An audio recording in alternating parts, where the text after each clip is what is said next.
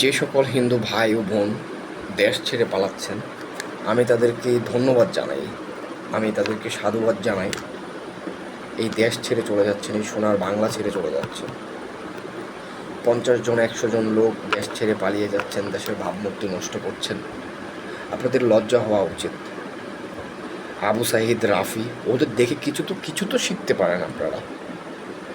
যারা বুক পেতে দিয়েছে, জীবন দিয়েছে এই দেশের জন্য, সংগ্রাম করেছে, সংখ্যালঘু, তারপরও তো তারা হাল ছাড়ে নাই।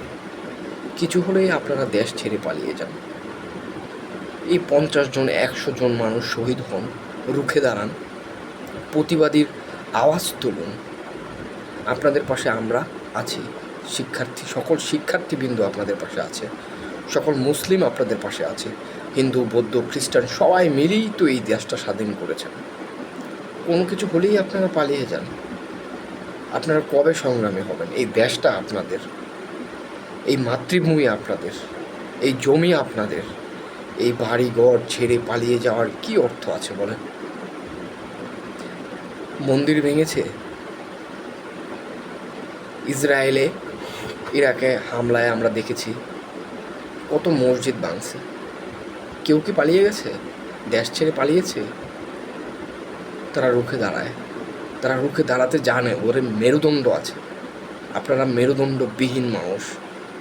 আপনারা কোনো কিছু হলেই দেশ ছেড়ে পালিয়ে যান। একটু তো প্রতিবাদী হন।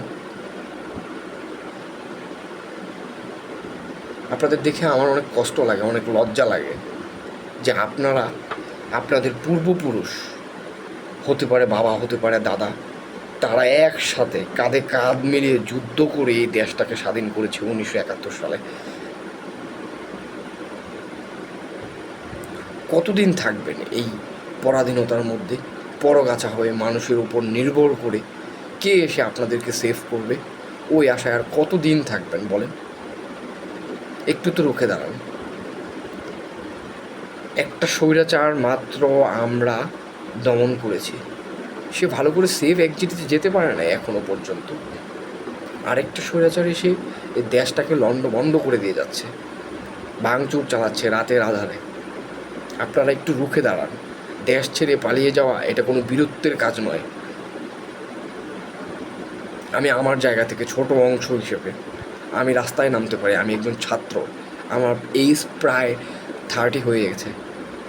চাকরি পাবো কি না আমার কোনো জানা নেই, তারপরেও তো আমি শিক্ষার্থীদের পাশে এসে দাঁড়াই।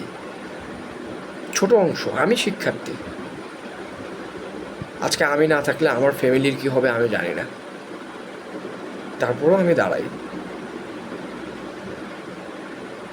প্রতিবাদের আওয়াজ তুলে এই শিক্ষার্থী এবং শিক্ষকদের কাছ থেকে কিছু হলেও শিখুন।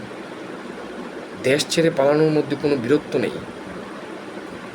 এই পরনির্ভরশীল হয়ে কোনো লাভ নেই। এই দেশে থাকতে হলে সংগ্রামী হয়ে থাকতে হবে। এই দেশটা সংগ্রাম করে পেয়েছি আমরা। আপনারা সংগ্রাম করেছেন, আপনাদের পূর্বপুরুষরা সংগ্রাম করেছে।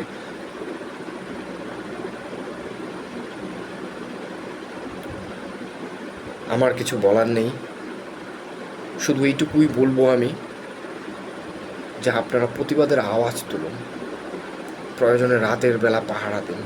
50 জন 100 জন না পালিয়ে 50 জন 100 জন মিলে রাতের বেলা পাহারা দেন। কে আসে? কতজন আসে? তারা সেনাবাহিনী আপনাদের পাশে আছে, পুলিশ বাহিনী আপনাদের পাশে আছে, আমাদের সকল বাহিনী আপনাদের পাশে আছে। তাহলে কেন আপনারা পালিয়ে যাচ্ছেন? একটু ভেবে দেখুন তো, কতদিন আপনারা এই অন্যের উপর নির্ভরশীল হয়ে থাকবেন? একটু ভেবে দেখেন।